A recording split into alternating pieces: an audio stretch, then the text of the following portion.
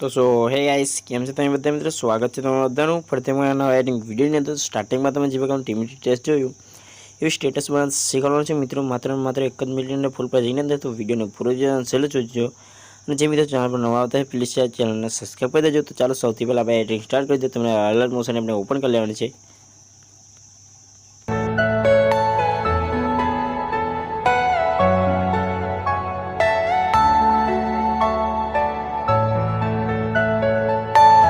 Are you all my personal dreams?